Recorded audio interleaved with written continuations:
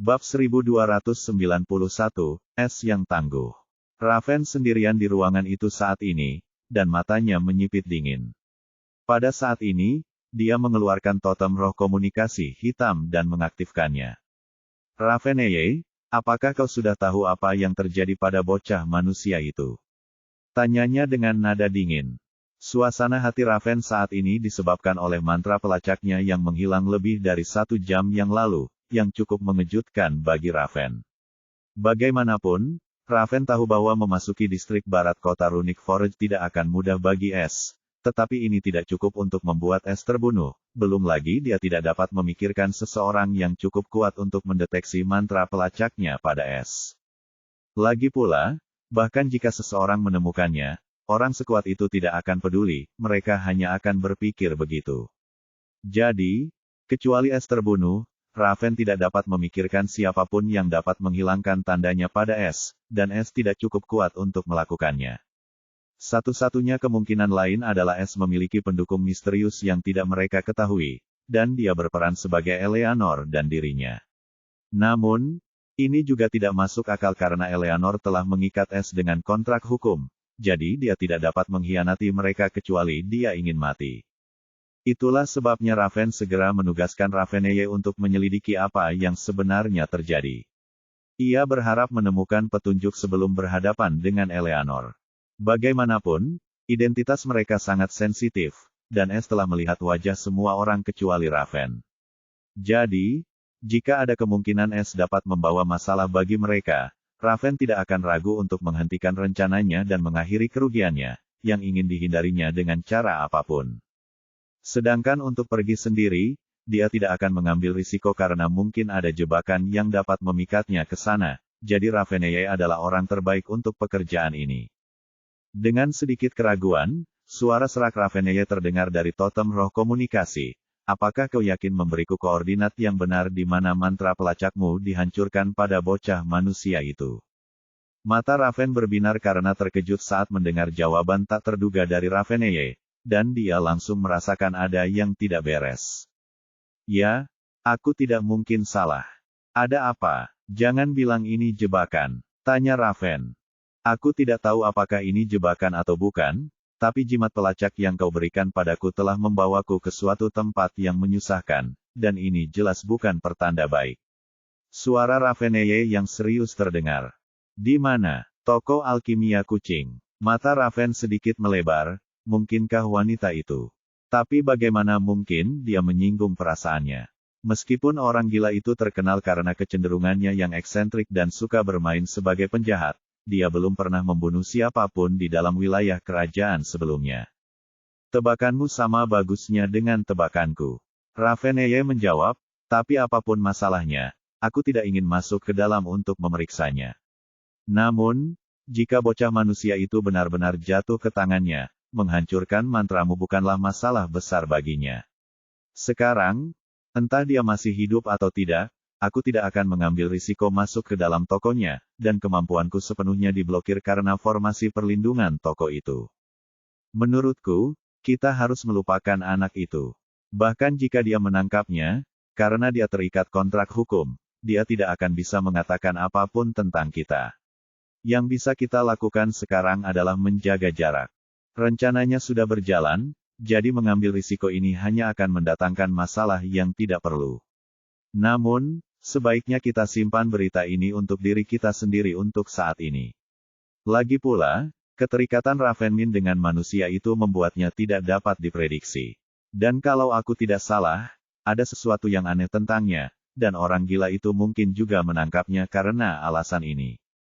Raven terdiam. Dia percaya pada penilaian Raveneye, lagi pula, dia adalah pengintai Nightfall Ravenhood dan bahkan bisa menyusup ke sekte raja yang bukan bagian dari 3 orang benar dan 3 orang jahat. Tetapi bahkan Raveneye tidak berani melangkah ke Felin Alchemy Shop karena Nightfall Ravenhood memiliki beberapa informasi tentang pemiliknya, dan jika itu benar, maka pergi ke sana sama saja dengan bunuh diri. Jadi, Raven tidak ragu dan berkata, baiklah, kami akan melakukan apa yang kau katakan dan meninggalkan bocah itu. Aku akan menjelaskannya kepada Ravenmin setelah kami menyelesaikan misi kami. Sementara itu, awasi dia untuk memastikan dia tidak akan mencoba mendekatinya. Lagi pula, dengan kontrak hukum di antara mereka, dia mungkin bisa merasakan lokasinya. Meskipun dia tidak pernah melakukan kesalahan apapun, seperti yang kamu katakan, anak laki-laki itu aneh, sehingga dia mungkin mencoba sesuatu yang bodoh. Aku akan memastikan hal itu tidak akan terjadi. Namun, dia tidak punya waktu karena dia akan sibuk bergabung dengan King's Anvil. Beritahu Ravencrown. Dia akan mengurusnya, kata Raveneye tanpa ekspresi. Raven mengangguk, baiklah. Karena masalah ini sudah selesai, sebaiknya kau fokus pada Grey Hunter. Dia adalah bagian terpenting dari teka-teki ini. Aku akan melakukannya. Saat berikutnya, totem roh komunikasi itu mati suri. Raven tak dapat menahan diri untuk tidak mendesah, toko alkimia kucing, berapa besar kemungkinan dia jatuh ke sana. Aku tidak dapat merasa tenang kecuali anak itu pergi. Haruskah aku pindah sendiri? Mata Raven berkilat dingin. Meskipun ia setuju untuk membiarkan es sendirian di permukaan, Raven bukanlah orang yang membiarkan sesuatu begitu saja, terutama jika itu dapat membahayakan dirinya dan Nightfall Ravenhood. Dia telah merencanakan misi ini sejak lama, dan sekarang dia sudah sangat dekat untuk mencapai tujuannya. Dia tidak ingin mengambil risiko apapun, tetapi toko alkimia kucing benar-benar membuatnya ragu. Di dalam toko alkimia kucing, Es tidak menyadari bahwa para gagak telah meninggalkannya untuk selamanya setelah mereka mengetahui keberadaannya.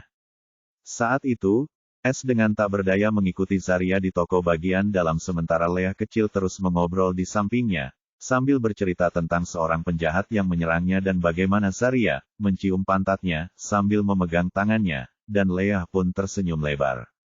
Lalu kakak Zarya menendang bola bajingan itu, membuatnya tampak seperti pantat monyet busuk.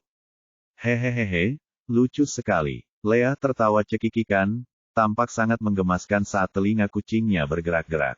Namun Es tersenyum kecut saat mendengar hinaan yang tercampur dalam cerita itu sambil melirik wanita menawan di depannya, yang tersenyum bangga. Pada saat ini, Es memasuki lantai 2, dan dia terkejut karena itu adalah aula mewah yang sama sekali berbeda dari interior toko di bawahnya. Terlebih lagi, Es langsung mencium aroma obat yang kuat. Pandangannya langsung tertuju pada pintu putih yang tertutup di kejauhan, dan dia bisa merasakan pintu itu terkunci dengan ikatan yang kuat. Leah berkata, ini rumah kita. Kakak Zarya tidak pernah mengizinkan siapapun ke sini kecuali si tua mesum bau, yang baik hati. Kau orang kedua, si anjing tampan. Ayo, aku akan menunjukkan kamarku. Es kembali terdiam ketika Leah menyebut orang baik ini dengan sebutan, si tua mesum bau, namun ia pun merasa heran dan penasaran dengan identitas orang itu karena ia tidak menyangka Leah mengada-ada. Karena si tua mesum bau ini bisa masuk ke sini, ini artinya dia punya hubungan dekat dengan Zarya atau setidaknya punya hubungan tertentu. Tapi Es tidak berani menyelidiki dengan wanita gila itu hadir, dan dia bisa merasakannya. Meskipun tidak melihatnya, matanya tertuju padanya. Pada saat ini, Es akhirnya berbicara kepada Zarya sebelum Leah sempat menyeretnya ke kamarnya. Bos, bisakah kau memberitahunya untuk tidak memanggilku si anjing tampan? Karena aku setuju untuk tinggal di sini, setidaknya berilah aku sedikit muka. Panggil saja aku Es, oke. Leah berhenti saat dia menatap Es dan kemudian Zarya dengan penuh harap, dia hanya mau mendengarkan Zarya meskipun ingin mengikuti Es. Zarya tersenyum aneh kepada Es, yang membuat Es merasa tidak enak. Permintaanmu memang masuk akal. Baiklah, aku bukan orang yang tidak masuk akal, dan kita tidak bisa membiarkan pemilik toko kita dikenal sebagai anjing tampan, atau kita akan kehilangan muka. Jadi, kamu harus punya nama yang mengesankan yang cocok untuk toko kita. Baiklah, aku sudah memutuskan kamu harus menjadi Es yang tangguh mulai sekarang. Ekspresi Es berubah gelap, dan Leah mulai bertepuk tangan riang dan berseru dengan menggemaskan. Wow, Es si Badas memang ganas sekali. Bab 1292, Falgai. Es akhirnya menyerah untuk merehabilitasi kedua saudari itu karena mereka terlalu tidak masuk akal dan diam-diam menerima nama barunya yang keren. Setelah itu, Zarya menunjukkan kepadanya akomodasi barunya, yang harus diakui cukup mewah dan tak terduga. Lagi pula, Ada bengkel alkimia, bengkel tempa, dan bahkan bengkel pembuatan rune, dan semuanya dilengkapi dengan setidaknya peralatan tingkat 5. Meskipun cara Zarya dalam merekrutnya sangat berlebihan dan tidak masuk akal, ia harus mengakui bahwa meskipun memiliki kepribadian eksentrik dan mulut kotor, ia memperlakukan orang-orangnya dengan baik, atau mungkin itu hanya godaan untuk membuatnya tetap di sini. Meskipun demikian, S juga diperingatkan agar tidak pergi ke tempat lain di lantai 2 tanpa izin, terutama kebun herbal, yang rupanya adalah rumah Zarya. Mengenai kamar Leah, Zarya menipu gadis kecil itu dengan mengatakan bahwa wanita muda tidak boleh membawa pria ke kamar mereka, atau mereka akan hamil, membuat S terdiam dan marah dalam diam. Meskipun tanggapan tiba-tiba ini membuat gadis kecil itu penasaran tanpa henti karena dia tidak tahu apa arti hamil Zarya dengan ahli membungkamnya, yang mengecewakan Leah dan membuatnya cemberut, tetapi dia akhirnya membatalkan rencana untuk menunjukkan kamarnya kepada S. Lebih jauh, S juga disambut dengan tatapan tajam dan senyuman dari Zarya, yang jelas-jelas dipahaminya. Meskipun Zarya mungkin membuatnya tinggal karena Leah, dia jelas tidak akan membiarkannya terlalu dekat dengannya karena S terlalu aneh. Setelah semua ini, S akhirnya ditinggalkan sendirian di kamar besar ini dan mulai merenungkan tindakan selanjutnya. S duduk diam di atas tikar yang mengintip, dan matanya berkilat tajam. Seluruh tempat ini diselimuti formasi yang kuat, dan aku yakin wanita gila itu akan mengawasi setiap tindakanku. Lagi pula, bahkan jika aku melarikan diri dari tempat ini dan kembali, si Raven itu mungkin tidak akan mengizinkanku masuk lagi. Lebih jauh lagi, dari apa yang bisa kulihat, orang itu bahkan mungkin membungkamku untuk menghilangkan variabel apapun. Satu-satunya kesempatan adalah jika Eleanor menjaminku lagi, tapi apakah dia akan melakukannya? S merenung dengan ekspresi serius. Tidak peduli bagaimana dia memandang situasi ini, dia tahu dia telah kehilangan kesempatan besar untuk mendekati kelompok ini, yang kemungkinan adalah Nightfall Ravenhood atau setidaknya terkait dengannya. Itu semua berkat Zarya. Untuk saat ini, aku harus menunggu dan melihat bagaimana Raven akan menanggapi mantra pelacaknya yang dihancurkan. Karena dia memberiku peringatan tentang membunuhku jika aku gagal, mari kita lihat apa yang akan dia lakukan sekarang. Ini juga akan menjelaskan kekuatan dan latar belakang Zarya. Karena dia memberiku waktu sebulan, aku bisa dengan aman berasumsi apapun yang mereka lakukan masih dalam tahap pemrosesan, pikir S sambil melihat ke ruang bengkel. Aku juga harus menyelesaikan penempaan 99 senjata sementara itu serta kuali yang dibutuhkan untuk langkah berikutnya karena aku yakin tidak ada kuali normal yang dapat menangani 99 senjata surgawi. Hanya ada 8 senjata yang tersisa setelah perjalananku ke jurang penempa. Aku harus mengolah fisik hitam kenaikan universal sesegera mungkin karena aku butuh kekuatan, entah itu untuk menjauh dari sini atau mendekati kelompok itu. Sudah lama sekali aku tidak pernah mengalami situasi seperti ini. Bibir S sedikit melengkung karena rasa nostalgia ketika ia mengenang masa-masa di surga langit fana. Zarya sedang duduk di sofa yang nyaman sambil mengisap tumpukan tembakau dan menyaksikan layar proyeksi di depannya, yang menunjukkan S. Dia memperhatikan S menuju meja tempa dan mulai mengeluarkan material dan peralatan. Dia mengepulkan asap putih saat matanya yang menawan menyipit sebelum bibirnya yang menggoda sedikit melengkung. Seorang pemalsu, ya. Karena dia datang ke Runic Forge City, tidak aneh baginya untuk menjadi seorang pemalsu. Tapi apa yang kau lakukan di pintu masuk distrik barat? Karena kamu datang ke toko terpencil ini alih-alih memasuki toko-toko yang sangat mewah itu, kamu jelas punya tujuan. Selain itu, aku masih belum bisa memahami aura aneh apa yang ada padanya, dan Leah tampak benar-benar terpikat olehnya, bahkan dengan sukarela menunjukkan kamarnya, yang seperti tempat suci bagi kami, Felicity Ember Felines. Kecuali jika dia belahan jiwa kita tidak akan membiarkan orang lain berada di tempat seperti itu, dan Leah kecil mungkin masih muda. Dia juga Felicity Ember Felin yang berdarah murni dan akan mengikuti naluri kita. Astaga! Bahkan aku punya keinginan untuk mempercayainya. Mata Zarya menyipit berbahaya saat sedikit niat membunuh melintas di matanya. Aku harus memastikan dia kasus khusus karena jika ini adalah metode yang tidak diketahui dari ras manusia untuk memasuki binatang ajaib, mereka harus ditangani. Tapi apakah aku harus peduli dengan apa yang terjadi pada binatang ajaib? Haruskah aku bertanya pada si tua mesum bau itu? Setelah berpikir sejenak, dia menggelengkan kepalanya dan mencibir.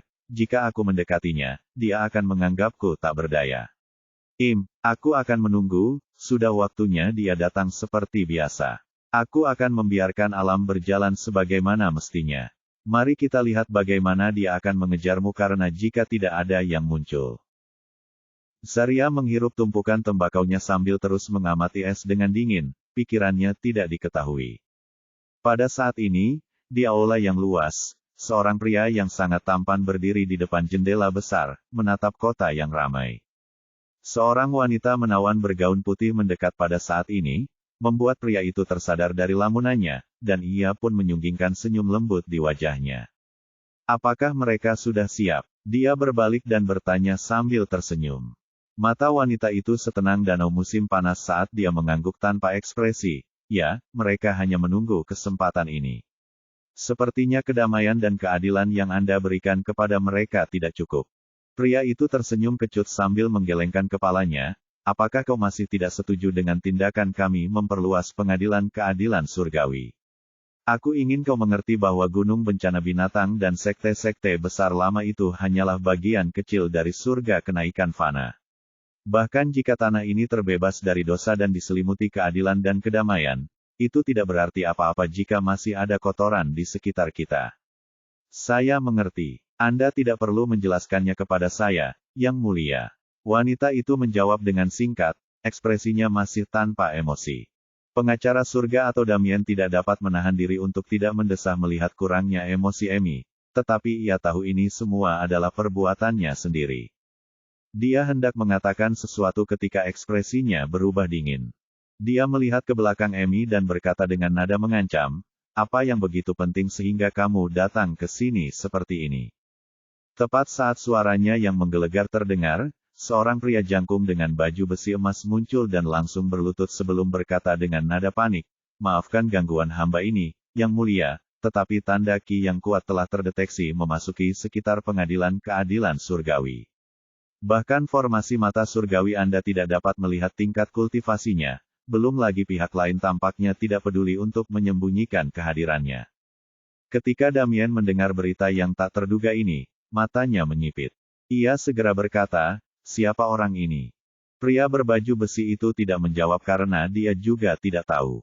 Namun, pada saat itu, aura mengerikan tiba-tiba menyelimuti seluruh tempat itu, mengubah ekspresi Damien sementara tatapan mata Emi menjadi dingin. Suara yang dahsyat bergema bagaikan guntur di seluruh pengadilan keadilan surgawi. Saya wakil wali Prime Heavenly Bang, di sini untuk menangkap Heaven's Advocate atas dugaan bertabrakan dengan penjahat keji, Sky Stealer. Saya tahu Anda ada di sana, jadi keluarlah dengan damai, atau saya akan meratakan seluruh tempat ini dan menyeret Anda keluar. Ekspresi Damien berubah sebelum berubah menjadi lucu setelah dia mendengar, Sky Stealer, dia tercengang. Bab 1293 Pembuat Keajaiban. 1. Ekspresi Damien lucu karena dia sedang mencerna apa yang baru saja didengarnya sebelum kilatan dingin melintas di matanya. Sky Stealer muncul, tapi bagaimana mungkin aku bisa terlibat dengannya? Lebih jauh lagi, apakah dia tahu siapa aku? Seharusnya tidak mungkin karena aku belum bergerak melawannya, dan menunjukkan diriku tanpa persiapan apapun hanya akan membuatku tidak beruntung dan membuat orang itu waspada. Tapi lalu kenapa? Tidak peduli seberapa keras Damien mencoba memahami seluruh skenario ini, dia tidak bisa karena dia sangat berhati-hati untuk tidak mengungkap jati dirinya dan tetap bersikap rendah hati sampai dia cukup kuat untuk memburu satu-satunya musuhnya. Bagaimanapun, Damien tahu bahwa selama Heaven's Stealer masih ada, ia tidak akan mengenal kedamaian dan tidak akan pernah bebas menjalani hidupnya sendiri. Yang terpenting, ia tahu seperti apa keberadaan di belakangnya, dan misinya adalah sesuatu yang harus ia penuhi. Di sisi lain, riak-riak muncul di mata Emi yang tenang ketika ia mendengar nama, Sky Stealer, sebelum sedikit kebingungan muncul, tetapi itu segera menghilang saat ia kembali ke keadaan tanpa emosinya. Yang Mulia, apa yang harus kita lakukan? Prime Heavenly Bang adalah bank yang sangat keberadaan yang mengerikan. Pria berbaju besi itu bertanya dengan cepat, gemetar di bawah aura wakil penjaga. Damien tersadar dari lamunannya dengan ekspresi tanpa ekspresi. Meskipun dia bisa merasakan aura mengerikan dari kuasa Lord, dia adalah pembela surga, dan tekanan spiritual tidak berpengaruh padanya karena warisannya yang mendalam. Apa yang kau takutkan? Ini salah paham, balas Damien. Pergi dan bawa tamu itu ke aula utama dan pastikan yang lain tidak akan melakukan hal bodoh. Suruh mereka mengevakuasi istana kehakiman sampai aku menyelesaikan kesalahpahaman ini. Mata pria berbaju besi itu langsung berkilat gembira saat ia menatap Damien dengan penuh hormat. Bagaimanapun, terlepas dari rasa takutnya, ia dan semua orang di pengadilan keadilan surgawi mempercayakan hidup mereka kepada Damien. Lagi pula, sebagian besar anggota tingkat tinggi pengadilan keadilan surgawi dulunya hanyalah budak dari kota aliansi sekte. Damien tidak hanya membebaskan mereka tetapi juga memberikan keadilan kepada mereka dengan menaklukkan sekte-sekte besar itu dan menghukum mereka atas apa yang telah mereka lakukan. Yang lebih penting, Damien memberi mereka harapan untuk berdiri tegak di dunia kultivasi. Tidak peduli seberapa menyedihkan bakat mereka, dengan cara misterius Damien, kecepatan kultivasi mereka sungguh luar biasa, dan hanya masalah waktu sebelum mereka menjadi sekte pelindung. Jika Damien memerintahkan mereka untuk mempertaruhkan nyawa, mereka akan melakukannya tanpa ragu-ragu. Pria berbaju besi itu mengangguk dengan sungguh-sungguh sebelum dia segera pergi, dan meskipun takut dengan aura itu, langkah kakinya tidak goyah. Apa yang harus kita lakukan sekarang? Amy bertanya tanpa ekspresi sambil menatap Damien. Damien menatap dingin ke arah sumber tekanan spiritual itu dan menjawab, aku perlu tahu apa yang membuat mereka mengira aku bersama Skystealer. Lagi pula, banyak sekali makhluk hidup yang tersebar di seluruh negeri ini, tetapi mereka akhirnya mencurigaiku sebagai kaki tangan Skystealer. Kalau nggak salah, pencuri itu mungkin tahu keberadaanku, dan hari itu saat kita mengikutinya ke sini, dia masih di sini. Karena kalau memang benar, akan lebih sulit lagi untuk menyudutkan dan menyingkirkannya. Lagi pula, jika dia bisa mencuri dari Prime Heavenly Bank, dia sudah sangat kuat dan bahkan berpikir untuk menjebakku. Dia mungkin berpikir dia bisa menyingkirkanku dengan menggunakan pisau pinjaman, tetapi dia salah besar. Jika ada, ini membuktikan bahwa dia takut menghadapiku. Jika aku dapat membalikkan keadaan ini dan meyakinkan Prime Heavenly Bank untuk mendukungku, maka rencana Skystealer tidak hanya akan gagal, tetapi dia juga akan membantuku. Amy menyadarinya sambil mengangguk, ini rencana yang bagus. Tapi bank itu sangat kuat, dan mereka tidak akan sepenuhnya mendukungmu. Malah, mereka mungkin akan mencoba memanfaatkanmu. Ini situasi yang sangat tidak menguntungkan bagi kita. Damien tersenyum dingin sambil mencibir, itu tidak akan berlangsung lama. Begitu aku mengumpulkan semua bahan dan mengolah fisik keadilan universalku ke tingkat kenaikan lanjutan, mereka tidak akan dapat melakukan apapun padaku. Bahkan sekarang, aku 60% yakin aku akan mengalahkan wakil pelindung ini dengan kekuatan dan kirohku. Namun akibatnya bukanlah sesuatu yang kuinginkan. Amy terdiam, tidak mengatakan apapun lagi. Ia mempercayai Damien karena ia tahu betapa kuatnya Damien sebenarnya, terutama dengan kemampuan misterius yang dimilikinya. Terlebih lagi, dia telah menyaksikan sendiri kejadian yang mengerikan namun ajaib saat Damien menerobos alam Ascension Warrior, jadi dia tidak ragu kalau Damien mampu mengatasi situasi tersebut. Ayo pergi, kata Damien dingin sambil berjalan menuju aula. Amy mengikutinya tanpa suara karena pikirannya tidak jelas. Letaknya di aula yang luas, cukup mewah untuk sebuah sekte besar, tetapi masih kurang untuk sebuah sekte penjaga. Pada saat ini, sosok tinggi dan montok yang mengenakan jubah perak muncul begitu saja. Wajahnya tersembunyi di balik topeng emas, hanya mata abu-abunya yang cerah namun dingin yang terlihat, dan rambutnya yang panjang dan kemasan diikat dengan sanggul tinggi. Ciri yang paling mencolok dari wanita ini adalah telinganya yang runcing dan tanda-tanda rahasia di sisi lehernya yang ramping. Dia adalah wakil wali lainnya seperti Norman, dan setelah Norman melaporkan temuannya dan masalah es, Britney ditugaskan untuk melacak pencuri langit. Meskipun Britney tidak senang dan kesal, dia tidak punya pilihan lain selain mengikuti perintah. Dengan mengikuti laporan investigasi Norman yang berasal dari ingatan es, dia berhasil melacak pembela langit. Namun, dia tidak pernah menyangka orang yang menarik perhatian ini adalah seorang pemimpin sekte kecil di pelosok terpencil ini. Namun, ketika dia menyelidiki Damien secara diam-diam, dia tercengang setelah mengetahui perbuatan Damien dan bagaimana pengadilan keadilan surgawi ini terbentuk.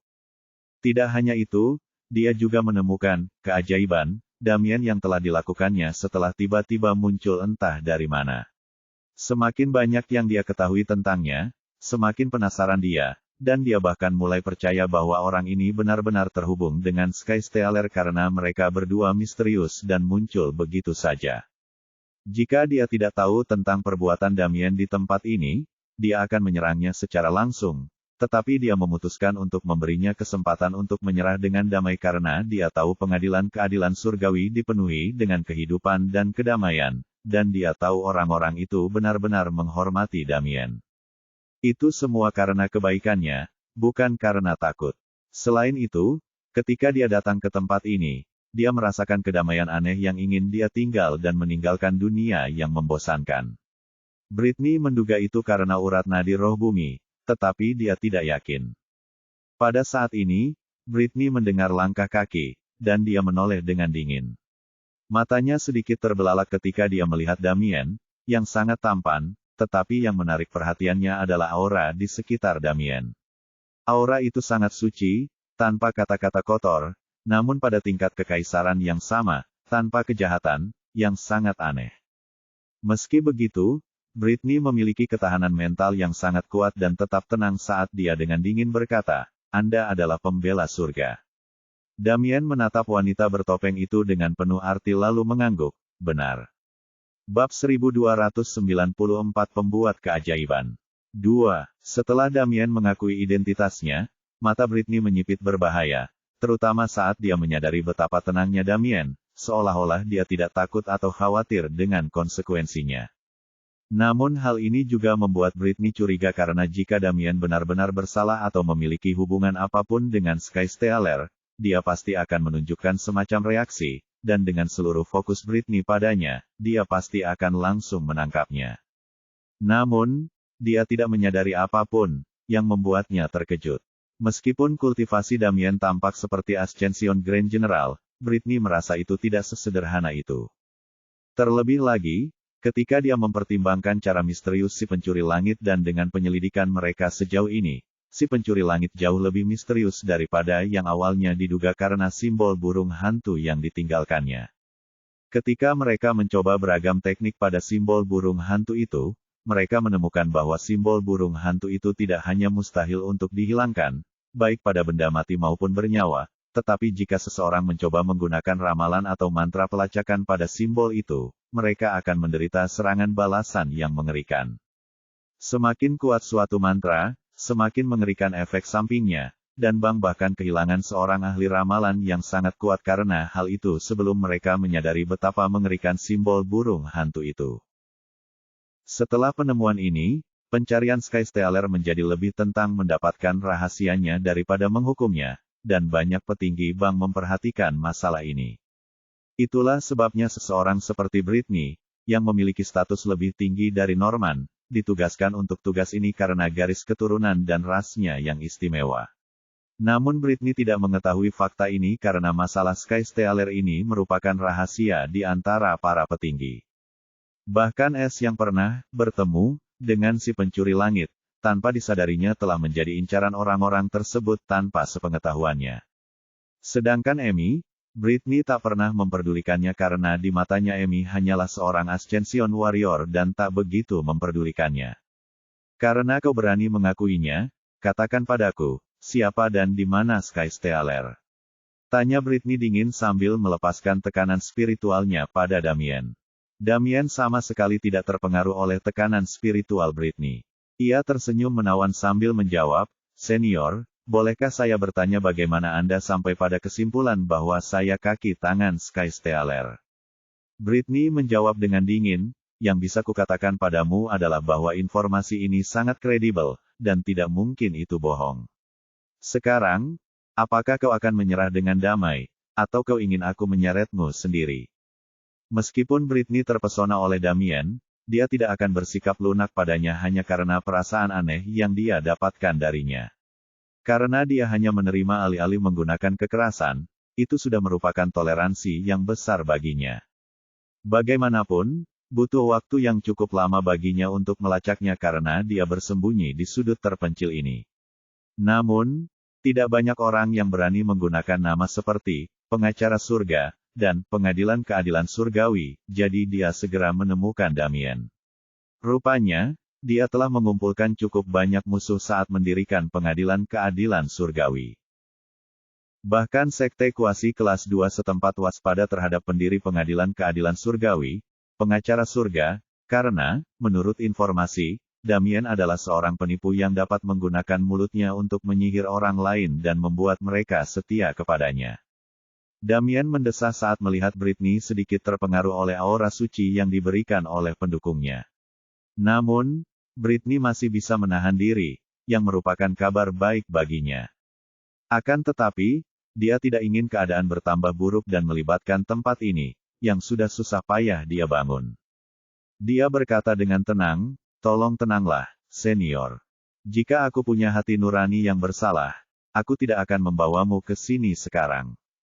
Tapi karena aku di sini, setidaknya beri aku kesempatan untuk membela diri. Bagaimanapun, keadilan adalah keyakinanku, dan jika aku bersalah, aku tidak akan lari dari penghakiman. Tapi keadilan yang cepat adalah keadilan yang kejam. Keadilan sejati tidak memihak dan mutlak." Mata Britney menyipit saat dia merasakan kekuatan yang mendalam di balik kata-kata Damien. Saat dia berbicara tentang keadilan, seluruh sikapnya menjadi serius dan mistis. "Jangan mencoba memutarbalikkan kata-kata, itu tidak akan berhasil padaku." Dia membalas dengan dingin saat auranya menyala. "Aku sudah mendengar semua tentangmu. Rupanya, kamu suka berperan sebagai hakim dan memaksakan keadilanmu pada orang lain. Tapi pada akhirnya, kamu hanyalah seorang penipu dengan lidah yang licin." Damien mendesah lagi sambil menggelengkan kepalanya karena kecewa. Hanya surga yang menjadi hakim bagi kita semua. Bahkan hukum pun tunduk pada kehendak surga, dan hukum itu mutlak. Sebagai seorang kultivator, Anda mengetahui fakta ini lebih jelas daripada manusia biasa. Saya hanyalah seorang pembela surga yang dikirim ke sini untuk menegakkan keadilannya. Aura Damien tiba-tiba berubah menjadi lebih dalam saat udara di seluruh aula berubah. Bahkan ekspresi Britney berubah karena dia tiba-tiba merasakan hukumnya menjadi gelisah dan bahkan menunjukkan ketundukan di bawah aura Damien. Dia hendak menyerang ketika tiba-tiba dia mendapati dirinya terkunci di tempatnya, membuatnya ngeri. Sebelum dia bisa melakukan apapun, dia menyaksikan sesuatu yang membuat jantungnya berdebar kencang. Simbol timbangan emas bersinar di dahi Damien, dan setelah itu, di belakangnya, muncul hantu hominid yang memegang timbangan di tangannya. Matanya ditutup dengan penutup mata, dan detail wajahnya tidak mungkin dipahami tidak peduli seberapa sering orang melihatnya. Pada saat ini, Damien berdiri di bawah bayangan itu, tampak seperti makhluk surgawi. Ekspresinya tanpa emosi, sementara mata Emi dipenuhi dengan rasa hormat dan ketakutan yang tak diketahui. Pada saat ini, suara Damien terdengar, tetapi suara itu bukan lagi suara manusia, suaranya mengesankan dan halus. Ketika keadilan tiba, kejahatan akan dibasmi. Di bawah timbangan surga, tidak akan ada kejahatan yang tersisa. Dengan ini aku mengumumkan diriku sebagai terdakwa di bawah timbangan surga dan mengangkatmu sebagai pembelaku. Aku memberimu hak untuk mengajukan 3 pertanyaan, dan jika aku berbohong atau ragu menjawabnya, timbangan surga akan menghakimiku bersalah, mencabut kultivasiku, dan mengutukku.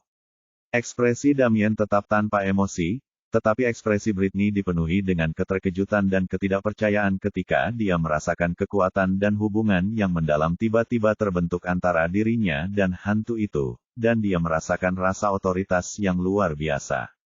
Pada saat ini, sebuah suara halus dan netral terdengar dari hantu itu. Hakim Surgawi ke-9 akan menjadi saksi persidangan ini. Bab 1295 Pembuat Keajaiban.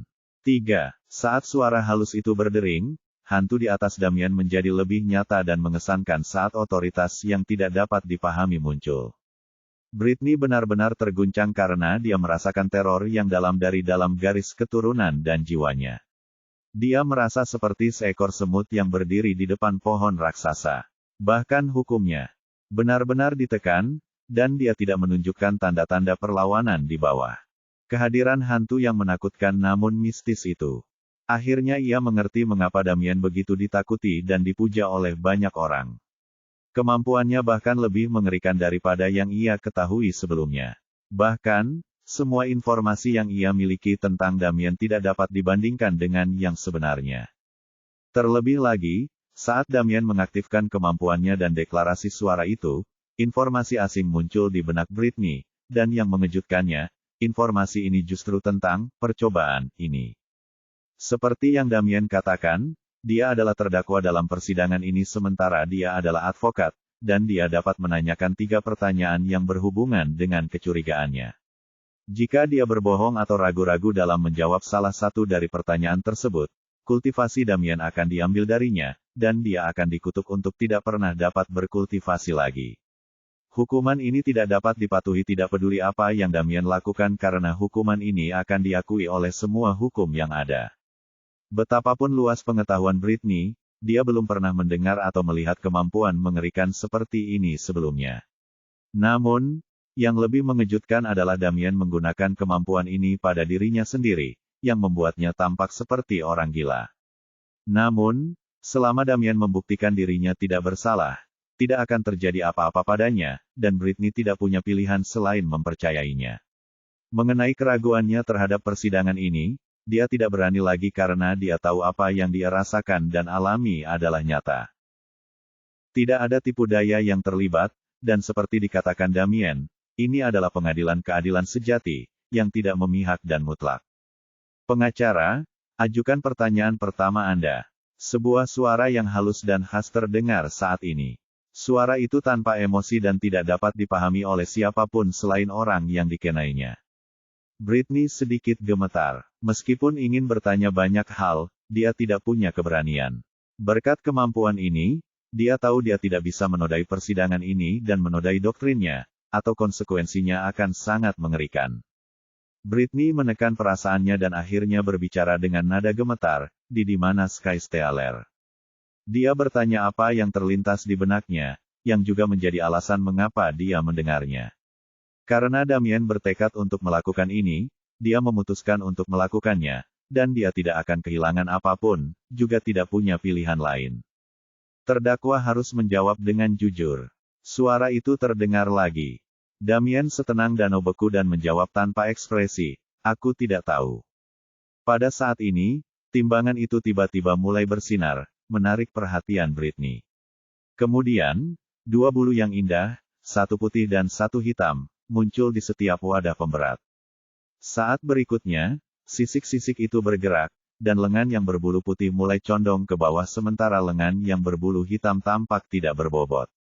Pada saat itu, terdengar suara, "Terdakwa tidak bersalah." Pengacara boleh mengajukan pertanyaan kedua. Britney tercengang saat akhirnya mulai mempercayai Damien, tetapi ketika dia mempertimbangkan betapa halus pertanyaannya, dia langsung menyadari kesalahannya dalam kondisi pikirannya saat itu. Dia langsung mengumpulkan pikirannya dan bertanya, "Apakah kamu kenal atau punya hubungan dengan Sky Stealer?" Pertanyaan ini akan mengungkap kebenaran. Pikirnya dengan sedikit gelisah saat menatap Damien. Meskipun dia percaya pada kemampuan ini, dia tidak tahu apakah itu akan berhasil melawan pemiliknya sendiri. Namun, dia sangat percaya padanya karena apa yang telah dia alami sejauh ini. Terdakwa harus menjawab dengan jujur. Damien menjawab, "Aku kenal Sky Stealer, tetapi aku tidak pernah benar-benar bertemu dengannya. Mengenai hubunganku dengannya, dia adalah musuh bebuyutanku, dan aku tidak bisa hidup kecuali aku membunuhnya. Begitu pula dengan Sky Stealer. Kami adalah musuh alami, dan akulah satu-satunya yang dia takuti. Dan itulah sebabnya dia menipu kalian semua agar mencari masalah untukku." Britney terkejut dengan respon tak terduga ini karena ia tidak menyangka akan terjadi hubungan seperti ini antara Damien dan Sky Stealer. Namun ia merasa bersalah saat memikirkan bagaimana ia tidak mendengarkan Damien saat ia mencoba menjelaskan dan ingin menangkapnya. Pada saat ini, pemandangan yang sama terjadi dengan sisik-sisik, ketika bulu hitam dan bulu putih muncul, dan seperti sebelumnya, bulu putih lebih berat daripada bulu hitam. Suara itu terdengar lagi, terdakwa tidak bersalah. Pengacara dapat melanjutkan dengan pertanyaan terakhir. Britney bingung karena dia sudah mendapatkan jawaban atas pertanyaan yang diinginkannya. Ini tidak hanya memperjelas nama Damien tetapi juga bisa membuatnya mendapat kepercayaan dari bank karena dia sebenarnya adalah musuh Sky Stealer, yang tampaknya ditakuti oleh pihak lain. Namun dia masih tidak mengerti satu hal, jadi dia menanyakan pertanyaan ketiganya. Kamu bilang pencuri langit, dan kalian adalah musuh alami. Latar belakang seperti apa yang kamu dan dia miliki? Meskipun pertanyaan Britney sederhana, implikasinya tidak sesederhana itu. Karena pertanyaannya secara langsung menyentuh asal-usul Damien dan Sky Stealer, dan setelah dia secara pribadi menyaksikan kemampuan mengerikan Damien dan cara misterius Sky Stealer, dia ingin tahu dari mana keduanya berasal. Karena keduanya muncul entah dari mana, tidak ada yang tahu asal-usul mereka. Britney bahkan menduga bahwa sekarang mereka berdua tampaknya memiliki warisan kuno, yang membuat mereka bermusuhan atau sesuatu yang mengarah ke sana. Namun, suara itu berdering saat ini, tetapi kata-katanya berbeda dari sebelumnya, mengejutkan Britney. Pertanyaan terakhir advokat ditolak. Mulai sekarang, persidangan selesai, dan terdakwa dinyatakan tidak bersalah atas kejahatan apapun dan tidak akan lagi terlibat dalam karma ini. Jika pembebasan itu kembali dirundung karma ini, maka rezeki si penuduh akan terenggut. Bab 1296 Domain Kemakmuran Besar.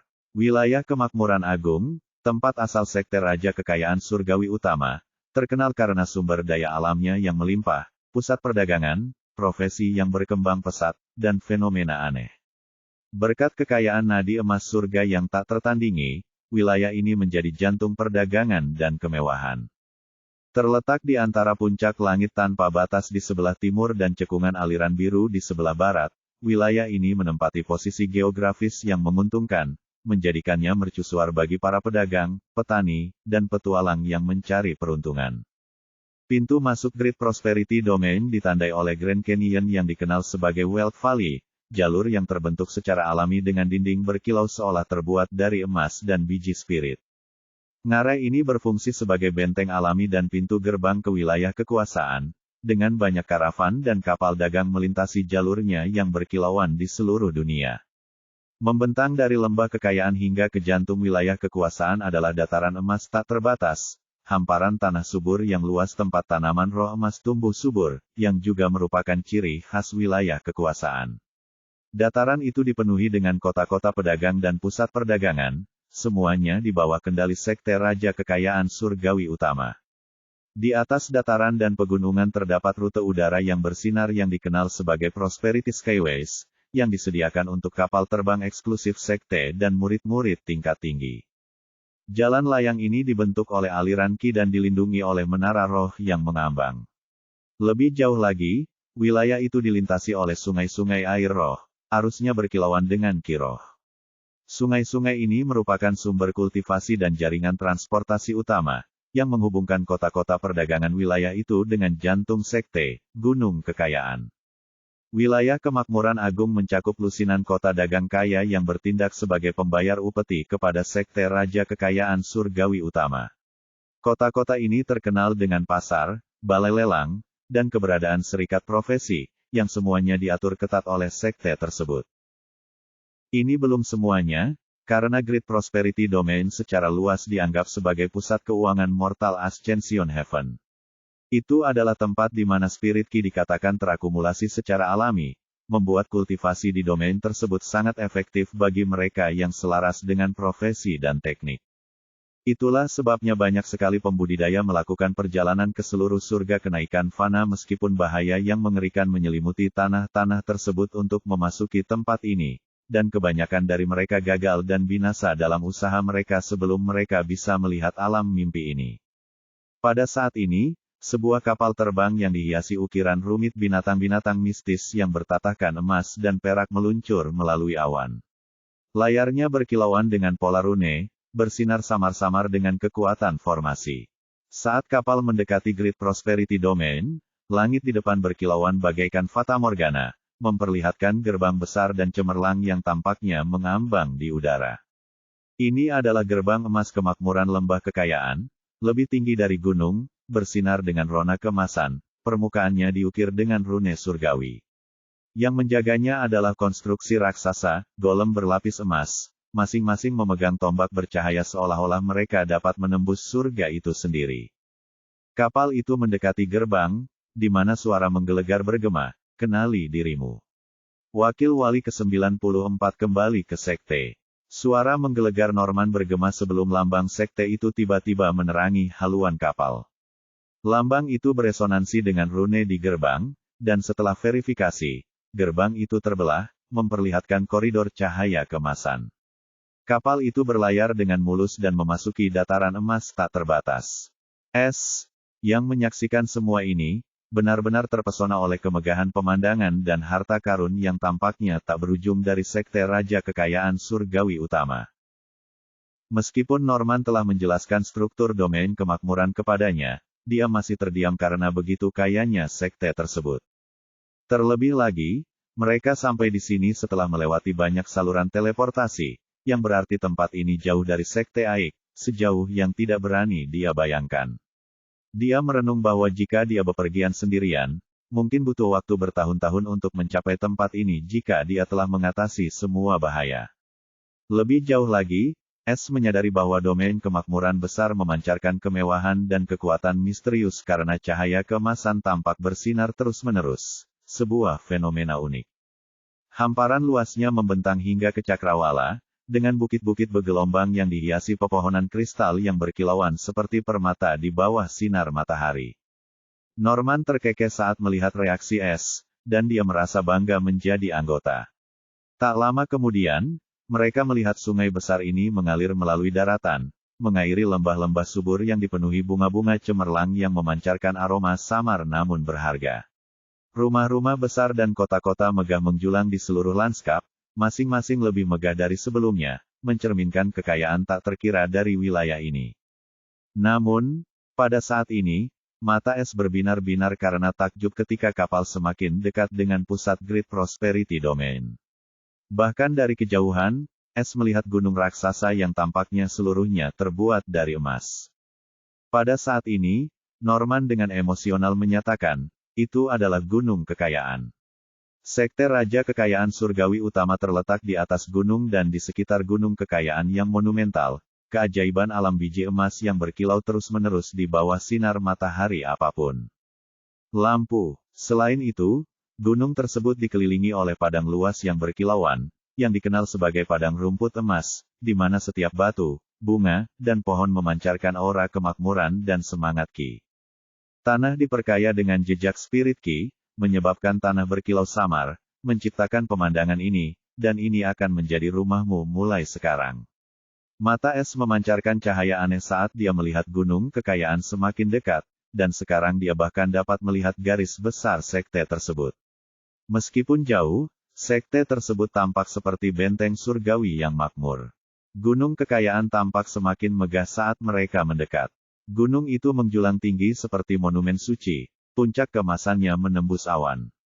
Permukaannya dihiasi dengan air terjun yang mengalir dari perak cair, berkilauan di bawah sinar matahari. Struktur sekte tersebut memadukan kecemerlangan arsitektur dengan kemewahan alam, menara keemasan yang ditutupi puncak kristal, tembok bertatakan rune platinum, dan gerbang diukir dengan lambang sekte tersebut. Mereka akhirnya sampai di pintu masuk sekte Raja Kekayaan Surgawi Utama. Sekte terkaya di surga kenaikan fana dan salah satu dari 6 sekte terkuat. Namun, tempat ini adalah mimpi yang menjadi kenyataan bagi seorang pencuri, harta karun yang menunggu untuk dijarah. Bab 1297 Aula Awal Kemakmuran. Ketika mereka akhirnya mencapai daerah gunung kekayaan, barulah benar-benar mengerti betapa besarnya gunung ini, dia tidak bisa melihat ujungnya dari dekat, dan aura misterius properti bahkan lebih pekat. Gunung itu dikelilingi oleh lapisan penghalang formasi yang tak terlihat dan sangat kuat. Namun, kapal Norman dengan mudah melewati formasi perlindungan gunung kekayaan karena lambang identitas khusus terukir di atasnya. Akan tetapi, meski begitu, mereka masih cukup jauh dari gunung itu. Sebaliknya, mereka terbang melintasi kawasan yang dipenuhi bangunan-bangunan mewah dan para pembudidaya kuat dari berbagai negara unsur. Menurut Norman, daerah sekitar ini adalah daerah yang diperuntukkan bagi murid nominal yang bertugas melaksanakan tugas-tugas kecil sekte, dan baru setelah mencapai negara hukum dan lulus ujian kekuasaan, mereka dapat memasuki kaki gunung dan bergabung dengan sekte luar sebagai murid sekte luar. Namun, ini tidak berarti bahwa murid nominal itu bukan siapa-siapa. Faktanya, mereka semua berasal dari klan kultivasi domain kemakmuran besar, dan sumber daya yang mereka miliki adalah sesuatu yang bahkan didambakan oleh murid dalam sekte kelas 2. Lebih jauh lagi, mereka semua sangat muda dan memiliki bakat yang dapat menempatkan mereka di slot murid inti sekte kelas 2 manapun. Namun, mereka bersedia menanggung kesulitan untuk memulai sebagai murid nominal demi kesempatan memasuki gunung kekayaan. S juga mengetahui bahwa sekte Raja PHW secara signifikan memberlakukan aturan sekte, dan tidak peduli seberapa berbakatnya seseorang, mereka harus mengklaim peringkat sekte dengan usaha mereka sendiri dan persaingan yang ketat. Tidak ada perlakuan khusus yang diberikan. Jika seorang murid bergabung sebagai negara hukum, tidak peduli seberapa muda atau tinggi bakat mereka, mereka harus bersaing dengan murid lain untuk mendapatkan sumber daya. Mereka hanya mampu memaksakan kebijakan ketat mereka karena status sekte dan kekuatan yang menakutkan. Lebih jauh lagi, sekte ini tidak pernah kekurangan bakat. Tidak peduli jenis kejeniusan apa yang muncul, mereka tidak akan berarti apa-apa jika mereka bahkan tidak dapat menggunakannya. Secara keseluruhan, sekte Raja PHW bukanlah taman bunga tetapi arena yang keras di mana setiap orang harus berjuang untuk hak mereka. Bahkan seseorang seperti Norman, seorang penguasa kuasi yang dapat menghancurkan sekte kelas 2 dengan jentikan tangannya, hanyalah seorang tetua sekte dalam biasa dari sekte PHW. Adapun S, ia hanya diberi izin khusus karena garis keturunan manusianya yang luar biasa, dan itu pun karena seorang tetua manusia yang kuat menggunakan jatahnya sendiri untuk membawanya ke sini. Meskipun S tahu ada hal lain yang lebih penting daripada yang diungkapkan Norman, dia tidak terlalu peduli selama dia bisa memasuki tempat harta karun ini. Dia akan meluangkan waktu untuk menyelidiki sebelum memperlihatkan taringnya. Pada saat ini, seberkas cahaya tiba-tiba terbang ke arah kapal Norman dan masuk, melewati penghalang seolah-olah penghalang itu tidak ada. Mata Norman berkilat kaget, lalu ia melambaikan lengan bajunya dan menangkap seberkas cahaya itu. Di bawah tatapan heran S, seberkas cahaya itu berubah menjadi partikel yang tak terhitung jumlahnya, dan ekspresi Norman berubah sedikit demi sedikit. Dia menatap S dengan serius sebelum berkata, "Tetua kemakmuran ingin aku membawamu ke aula awal kemakmuran dan mendaftarkanmu sebagai murid sekte luar." Terkejut, S bertanya, "Jadi, dia tidak ingin bertemu denganku?"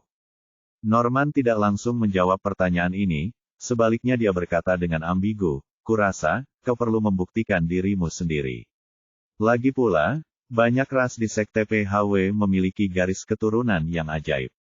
Meskipun kau akan menjadi pembudidaya garis keturunan manusia pertama yang bergabung dengan sekte ini, masih harus dilihat di mana garis keturunanmu berada di antara ras-ras itu. Meskipun kamu memenuhi semua persyaratan untuk menjadi murid sekte luar, kamu belum mengolah kitab suci kemakmuran, dan hukummu berbeda. Jadi, kamu perlu membuktikan bahwa kamu layak untuk dijaga, dan aku tidak akan dapat banyak membantumu." S mengernyitkan dahinya sambil berkata, "Apakah aku masih akan diberi harta karun yang dijanjikan itu?" Norman mengangguk tanpa ragu, "Kamu akan mendapatkannya, dan kamu juga dapat menggunakan kesempatan terakhirmu untuk mendapatkan status yang lebih tinggi. Tetua kemakmuran tidak akan mengingkari janji apapun yang diberikan kepadamu." Bibir S sedikit melengkung. Ia memahami makna tersembunyi di balik kata-kata Norman dan berkata dengan tenang, "Tidak perlu. Karena mereka ingin melihat bakatku, lebih baik aku memberi mereka pertunjukan yang bagus." Norman tersenyum setuju, "Aku punya harapan besar padamu dan begitu juga dengan tetua kemakmuran. Mengenai masalah pencuri langit, kau tidak perlu mengkhawatirkannya lagi." S mengangguk dan tidak berkata apa-apa lagi. Pada saat ini, mereka akhirnya sampai di gunung. Di dasar gunung kekayaan, di mana medan alam membentuk lereng yang landai, di sini terletak aula awal yang sejahtera, pusat pendaftaran besar untuk sekte luar. Murid, aula ini merupakan bangunan luas yang diukir langsung ke gunung, fasad emasnya memantulkan sinar matahari seperti suar.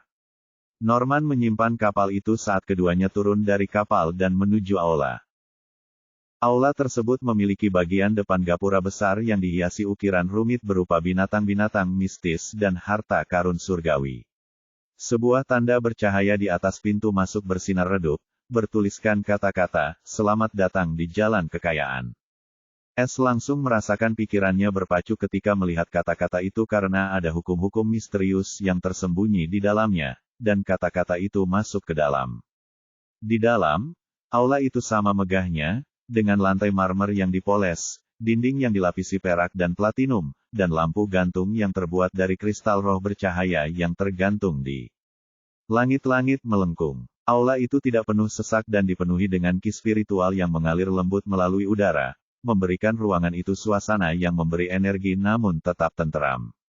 Norman menuntun S menuju meja pendaftaran bercahaya yang dijaga oleh seorang pria tua, seorang pemburu berambut biru yang mengenakan jubah putih dengan lambang emas sekte tersebut.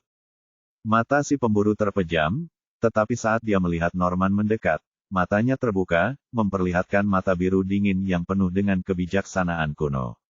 Namun ketika dia melihat Norman, ekspresinya sedikit berubah, tetapi dia tetap pada posisinya dan berkata dengan suara serak dan kuno, "Penatua Norman, apa yang membawamu ke sini? Aku harap lelaki tua ini tidak bermalas-malasan dan telah menimbulkan ketidaksenangan batinku." Sekte. Norman tersenyum waspada saat dia membungkuk hormat dan berkata, "Steward Jasper, tolong jangan menggoda junior ini. Tidak ada yang berani mempertanyakan kewaspadaanmu. Aku di sini untuk daftarkan bakat baru ini di Gunung Sekte Luar." S terkejut saat mengamati percakapan di antara keduanya, dan dia paham bahwa pemburu tua itu jelas memiliki status lebih tinggi daripada Norman meskipun ditugaskan di sekte luar. Pada saat ini, mata pemburu tua Jasper akhirnya beralih ke S, dan S langsung merasakan jantungnya bergetar seolah-olah dia merasakan hukum yang mengerikan melanda dirinya. Hukum itu begitu kuat sehingga dia pun merasa merinding di sekujur tubuhnya. Jasper ini terlalu kuat. Bab 1298, Kejadian Aneh. Indra hukum milik Steward Jasper hanya bertahan sesaat, tetapi itu benar-benar membuat S waspada. Meskipun tubuh ini adalah avatarnya, pikiran mereka adalah satu dan sama. Namun, dia dengan cepat menjadi tenang ketika dia memikirkan betapa menantang surganya avatar Holy Twilight, dan dia belum melihat siapapun yang dapat melihat misteri avatar ini.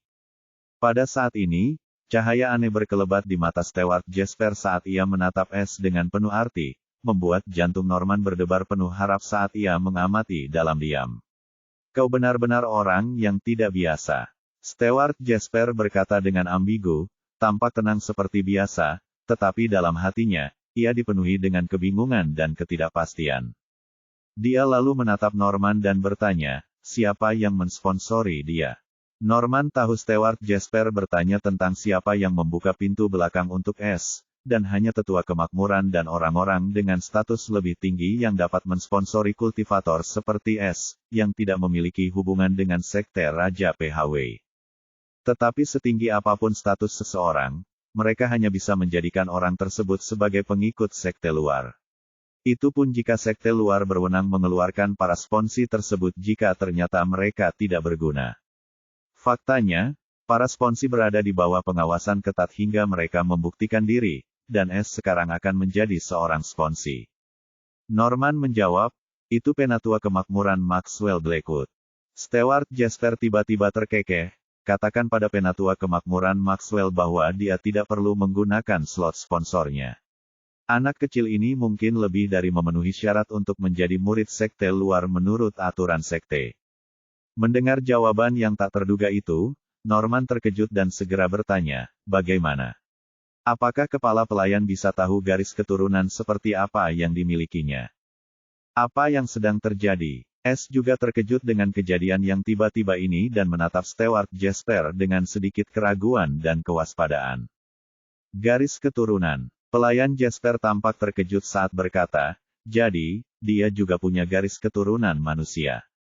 Juga, Norman kini benar-benar terkejut saat menatap Stewart Jasper dengan ragu namun juga dengan rasa ingin tahu yang membara karena ia tahu Stewart Jasper bukanlah sesepuh sembarangan dari sekte Raja PHW. Faktanya, ia selalu menjadi seorang steward dan bertanggung jawab atas Hall of Prosperous Beginnings dan kekuatan serta asal-usulnya masih misterius. Bahkan pemimpin sekte yang misterius dikabarkan didaftarkan oleh pelayan Jasper, yang membuatnya menjadi senior hampir semua orang, dan tidak ada seorang pun yang berani menyinggung perasaannya. Ada alasan lain mengapa dia bertanggung jawab atas aula ini, yaitu karena Stewart Jasper memiliki garis keturunan pemburu khusus dengan bakat ilahi. Meskipun tidak ada yang mengetahui bakat ilahi ini, semua orang menduga itu ada hubungannya dengan ramalan. Bakat ilahi adalah sesuatu yang bahkan lebih langka daripada garis keturunan, dan siapapun yang memiliki bakat ilahi di seluruh surga kenaikan fana akan diperlakukan seperti harta suci. Dalam sejarah peradaban surga kenaikan fana, hanya segelintir individu yang memiliki bakat ilahi, dan semuanya menjadi entitas yang menakutkan. Faktanya, pendiri 3 kebenaran dan 3 kejahatan adalah individu-individu yang memiliki bakat ilahi. Akan tetapi, hal yang perlu diperhatikan tentang bakat ilahi adalah, tidak seperti garis keturunan, bakat tersebut tidak dapat diwariskan, bakat tersebut hanya dapat muncul karena kebetulan dan keberuntungan. Setidaknya, di surga kenaikan fana, tidak ada garis keturunan yang cukup kuat untuk mewariskan bakat ilahi, dan informasi tentang bakat tersebut sangat terbatas. Itulah sebabnya status Stewart Jasper di sekte itu begitu unik. Meskipun Stewart Jasper tidak pernah membenarkan bahwa ia memiliki bakat ilahi, ia juga tidak pernah menyangkalnya. Namun, tidak ada yang berani menyelidikinya karena itu akan membongkar kerahasiaan Stewart Jasper. Tetapi sekarang setelah Stewart Jasper mengatakan bahwa S sudah memenuhi syarat untuk bergabung dengan sekte tersebut tanpa sponsor apapun, dan dia jelas tidak berbicara tentang garis keturunannya, Norman menjadi sangat gembira dan berpikir bakat S bahkan lebih mengesankan daripada yang dapat dibayangkannya. Stewart Jasper dapat mengetahui apa yang membuat Norman bersemangat, tetapi tidak memberikan jawaban yang akurat dan berkata, tidak ada yang jelas sekarang. Anda sebaiknya pergi sekarang dan meninggalkannya di sini. Dia akan mengikuti beberapa tes, dan baru setelah itu saya dapat mengatur divisi untuknya sesuai dengan bakat dan potensinya. Norman sedikit mengernyit mendengar jawaban yang tak terduga ini, tetapi percaya pada Stewart Jasper dan tahu dia tidak akan menyakiti S, terutama jika dia cukup istimewa untuk menjadi murid tanpa campur tangan siapapun. Namun, dia tetap penasaran. Pada akhirnya, dia menatap S dengan penuh arti sebelum berkata, hormatilah Stewart senior dan lakukan apa yang dia perintahkan. Aku harap lain kali aku melihatmu, kau akan menjadi murid sekte ini. S terperangah oleh kejadian aneh ini, tetapi dia tahu dia tidak bisa berbuat apa-apa selain menerimanya karena baik Norman maupun Stewart Jasper bukanlah orang yang bisa dilawannya saat ini, terutama yang terakhir. Aku tidak akan mengecewakanmu. S berjanji dengan tekad yang kuat meskipun ada kekhawatiran tersembunyi di dalam dirinya. Terima kasih sudah menjaga S. Norman cepat-cepat membungkuk pada Stewart Jasper sebelum dia pergi setelah menatap S sekali lagi, yang mengandung sedikit kekhawatiran. Begitu Norman pergi, Stewart Jasper menatap S dan akhirnya berbicara dengan senyum samar, tidak perlu takut, anak kecil. Jika kamu memiliki apa yang aku duga, itu akan menjadi keberuntungan besar untukmu. Meskipun demikian, masih perlu beberapa evaluasi untuk memastikannya. Baiklah, ikuti aku. Stewart Jasper berdiri dan mulai berjalan di belakang area pendaftaran, dan S hanya bisa mengikuti. Pelayan Jasper tiba-tiba berhenti di depan sebuah lukisan berwarna cerah sebelum ia melakukan inkarnasi tangan, dan sesaat kemudian, lukisan itu mulai berputar dan memudar, memperlihatkan tangga berhias yang mengarah ke atas. Mata S berbinar-binar dengan cahaya terang saat dia mengikuti Stewart Jasper, namun dia gagal menyadari seberkas cahaya tak kasat mata yang tiba-tiba melesat dari jari Stewart Jasper dan lenyap ke angkasa. Pada saat ini, di atas puncak gunung kekayaan, di dalam gugusan awan tebal itu sebenarnya ada istana perak mengambang yang sama sekali tidak terlihat oleh mata telanjang. Di kedalaman istana terapung ini duduk siluet hominid yang dikelilingi oleh kabut emas pekat dan halus. Pelayan tua mengirim pesan penting. Jarang sekali, sebuah suara agung yang dipenuhi dengan kejutan dan antisipasi terdengar, membuat seluruh ruangan bergetar samar seolah-olah suara itu menyatu dengan hukum. Saat berikutnya, siluet itu tampak menggerakkan jari-jarinya yang panjang dan ramping, dan saat berikutnya, ruang beriak dengan suara Steward Jasper. Maaf mengganggu kesendirianmu, Matriark, tapi mungkin kita akan kedatangan seorang anak muda dengan bakat ilahi yang terpendam di depan pintu rumah kita. Aku juga menduga dia memiliki fisik jiwa yang fantastis, Meridian, atau mungkin keduanya. Itulah sebabnya aku melapor langsung kepadamu, bukan kepada pemimpin sekte kecil. Saat ini aku sedang membawanya ke ruang evaluasi kemakmuran, jadi silakan mengamati. Ada kemungkinan besar dialah yang dinubuatkan dalam plakat nubuat leluhur pendiri yang ditinggalkannya sebelum dia meninggal. Siluet itu bergetar ketika suara Steward Jasper menghilang, dan seluruh ruangan mulai bergetar bersamanya sebelum suara kuat Matriark terdengar penuh ketidakpercayaan, mungkinkah ramalan itu benar-benar nyata? Bab 1299 Kamar Evaluasi Kemakmuran. S mengikuti Steward Jasper melalui tangga berhias yang berputar ke atas. Udara semakin padat dengan spirit ki saat mereka naik, kilauan keemasan samar terlihat di dinding. Walaupun S penasaran kemana mereka pergi, dia menahan keinginannya untuk menggunakan akal sehatnya karena Steward Jasper mungkin tidak menghargainya. Lebih jauh lagi, dia tahu bahwa lelaki tua ini tidak terduga, dan melakukan apapun bisa menimbulkan kecurigaan, tetapi dia tahu ada sesuatu yang diperhatikan oleh Steward Jasper yang membuatnya cerdas di sini. Setelah beberapa saat, mereka tiba di sebuah ruang besar yang memancarkan aura kuno. Ruang itu berbentuk lingkaran, dindingnya dihiasi dengan rune dan glif rumit yang bersinar lembut dengan cahaya kemasan. Di bagian tengah ruang, 3 alas berbeda disusun dalam formasi segitiga, masing-masing memegang artefak yang berdenyut dengan energi unik. Pada saat ini, Steward Jasper memberi isyarat kepada S untuk melangkah maju. Ini adalah ruang evaluasi kemakmuran yang dibuat oleh pendiri saat sekte ini didirikan. Di sini, kami mengevaluasi mereka yang memiliki sifat khusus dan kemampuan yang tidak diketahui. Hanya sekte lain yang setingkat dengan kami yang memiliki metode seperti itu. Tetapi metode kami adalah yang paling autentik dan akurat. Akan ada 3 ujian untuk menentukan bakat fisik, bakat jiwa, dan terakhir, ciri khas.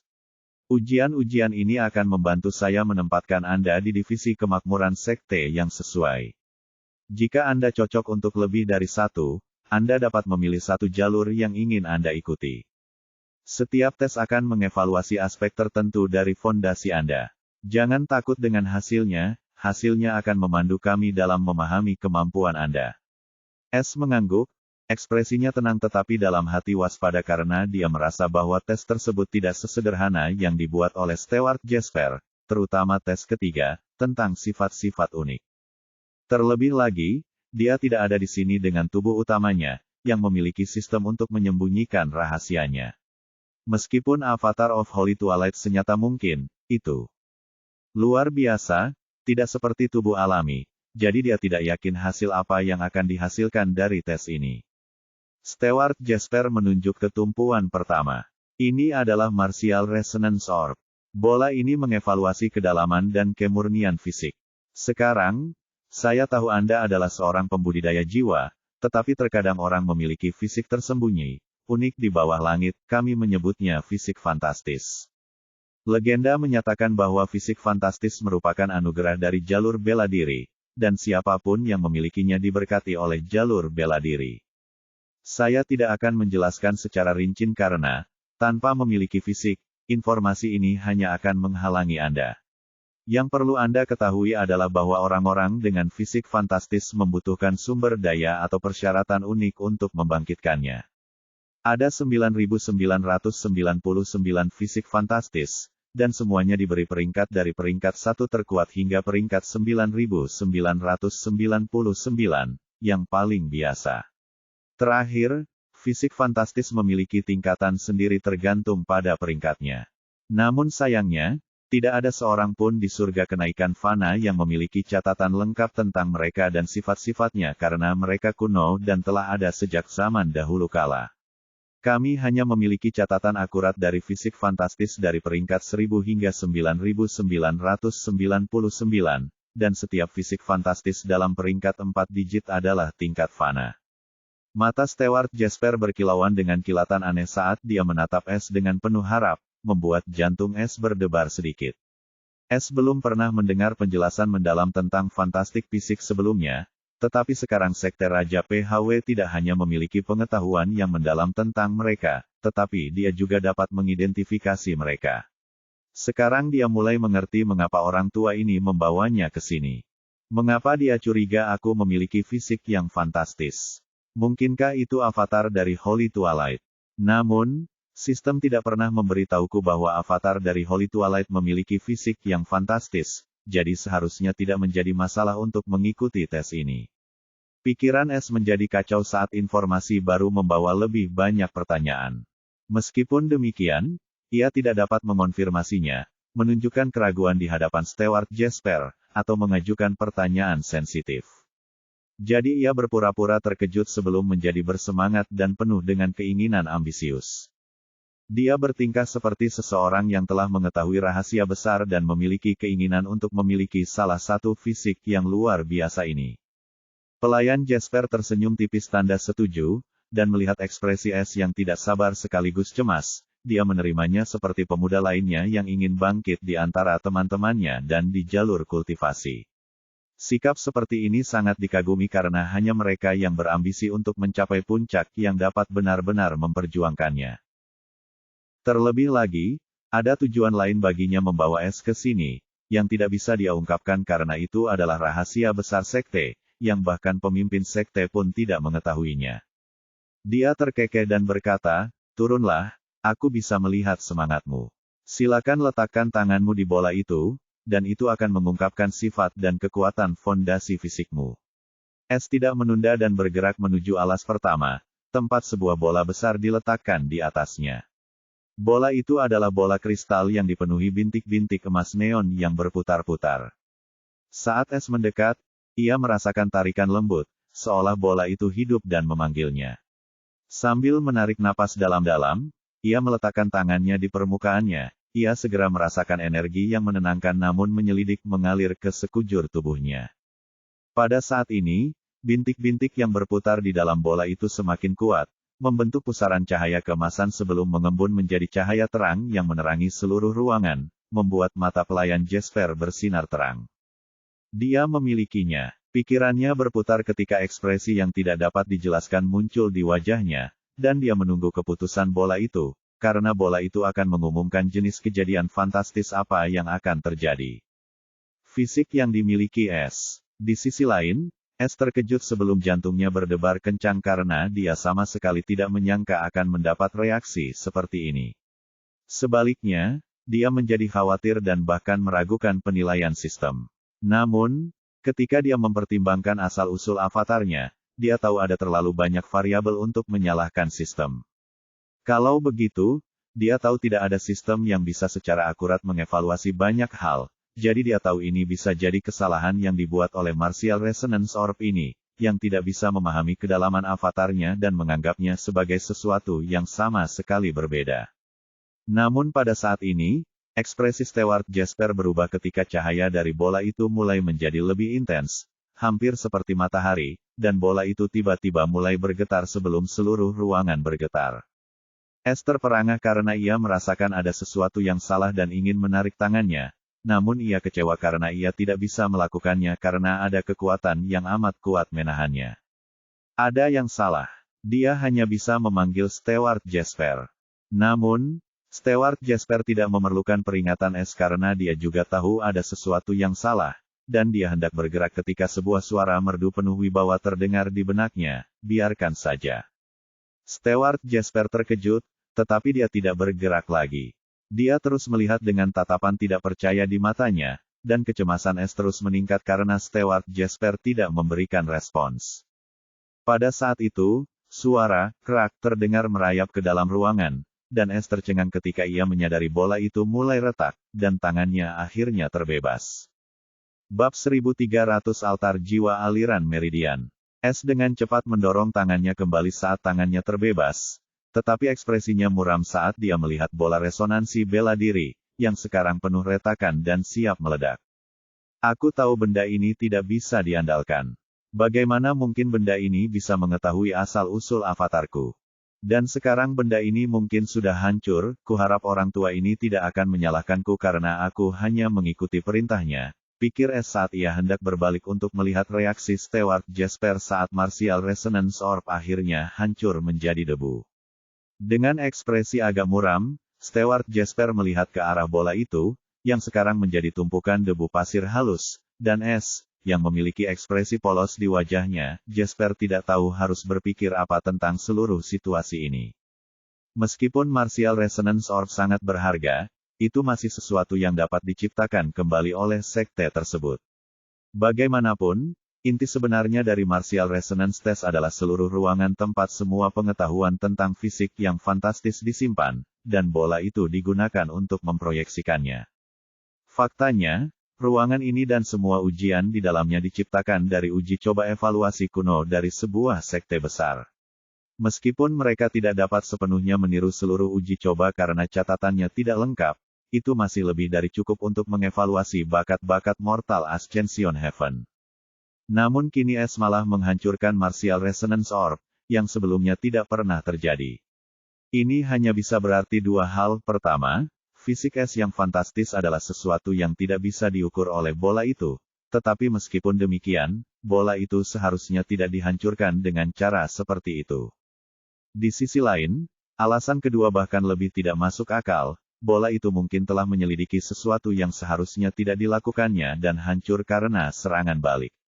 Bagaimanapun, fantastik fisik itu misterius, dan semakin kuat mereka, semakin kuat pula alat yang dibutuhkan untuk menemukannya. Lanjut ke ujian berikutnya. Suara yang kuat itu kembali terngiang di kepala Steward Jasper. Pelayan Jasper terkejut, tetapi dia dapat merasakan kesungguhan dalam suara itu, dan dia tahu S telah menarik perhatian penuh sang matriark. Dia menarik napas dalam-dalam dengan mata menyipit sedikit, ekspresinya tak terbaca. Sangat menarik, fisikmu luar biasa dan tidak biasa. Ada kedalaman tersembunyi yang bahkan bola mata itu tidak dapat mengukurnya sepenuhnya. Mari kita lanjutkan ke ujian berikutnya. Jadi, apakah aku punya bentuk tubuh yang luar biasa ini? Tanya S, tampak penuh harap, tetapi dalam hati, dia waspada karena sikap santai Steward Jasper membuatnya kesal. Saat ini belum jelas, tapi jangan khawatir. Steward Jasper jelas tidak berniat memberikan jawaban langsung. Bahkan dia sendiri tidak tahu. Dia menunjuk ke arah alas kedua. Ini adalah altar jiwa aliran meridian. Altar ini memeriksa kualitas meridian spiritual Anda. Sama seperti fisik Anda, meridian adalah kunci untuk mengolah ki dan fondasi kultivasi. Selain itu, seperti halnya fantastik fisik, meridian juga dapat memiliki karakteristik dan sifat yang unik, dan begitulah munculnya fantastik meridian. Siapapun yang memiliki meridian fantastis diberkati oleh jalur jiwa.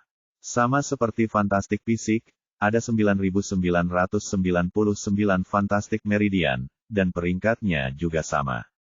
Meskipun hampir tidak mungkin bagi seseorang untuk memiliki fantastik fisik dan fantastik meridian, terkadang, orang yang sangat berbakat. Individu yang diberkati oleh dunia muncul. Meskipun mereka hanya legenda, catatan sejarah menyebut mereka sebagai pilihan surga, yang memiliki fisik fantastis dan meridian fantastis. Mata Steward Jasper berbinar saat ia menatap S saat ini. Ia berkata, sekarang, melangkahlah ke altar dan alirkan ki rohmu seperti biasa.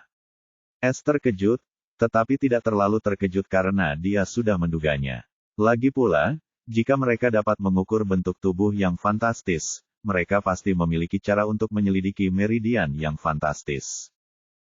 Namun saat mendengar nama, yang terpilih surga, dia hampir saja mengejek dengan nada meremehkan karena hal tersebut juga akan menjadikannya seorang yang terpilih surga, namun disinilah dia, musuh abadi surga. Terlebih lagi, dia cukup yakin bahwa altar ini mungkin akan dihancurkan, tetapi pada titik ini, dia tidak dapat berbuat apa-apa. Bahkan, S sekarang yakin bahwa jika mereka mencurigainya sebagai pilihan surga, statusnya di sekte tersebut akan sangat tinggi, dan baginya, itu hanyalah kabar baik. Es melangkah ke altar. Itu adalah batu datar bundar yang bertuliskan rune bercahaya yang berdenyut berirama. Rune itu menjadi hidup saat es melangkah ke atasnya, menyebar seperti urat nadi di seluruh panggung. Mengikuti instruksi Jesper, es mulai mengalirkan kiroh senja miliknya. Seketika, altar tersebut memancarkan spektrum warna yang cemerlang, tetapi tidak seperti pola aliran pada umumnya. Ki milik es membentuk lingkaran dan spiral yang rumit, menciptakan proyeksi yang memukau. Namun alis Jesper berkerut karena merenung karena aliran ki ini tidak menunjukkan sesuatu yang luar biasa, jadi, dia tidak memiliki meridian yang fantastis. Kalau begitu, dia bukan yang terpilih. Tepat saat Steward Jesper hendak mendesah kecewa, ekspresinya berkedip ketika spektrum warna tiba-tiba berubah, dan proyeksi melepaskan gelombang kejut yang kuat sebelum meledak. Namun itu belum berakhir, karena altar itu langsung retak dan es tetap berada di posisinya dengan tatapan tercengang di matanya karena dia tidak pernah menyangka avatarnya bisa menyebabkan begitu banyak bencana. Bahkan, ia juga menduga bahwa jika ia tidak memiliki sistem, tubuh aslinya mungkin dapat menyebabkan kerusakan yang lebih parah daripada avatarnya. Sambil tersenyum kecut, ia menatap Steward Jesper yang kini tersenyum kaku. Ia jelas merasakan sakitnya kehancuran barang antik ini karena barang-barang antik ini setua sekte dan bagian dari sejarah.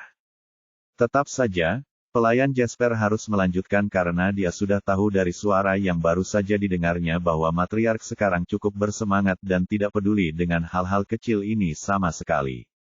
Sambil mendesah, Steward Jesper berkata dengan kaku, "Meridianmu luar biasa. Strukturnya tidak hanya sangat efisien tetapi juga tampak adaptif. Meridianmu tidak seperti apapun yang pernah kulihat sebelumnya. Baiklah, mari kita lanjutkan ke tes terakhir."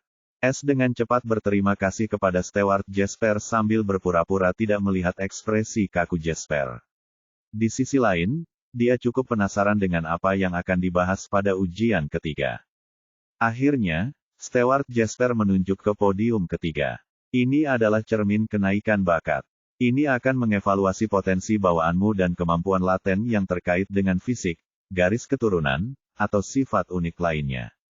Berdirilah di depannya, dan biarkan cermin ini memantulkan potensi sejatimu. Diri sendiri.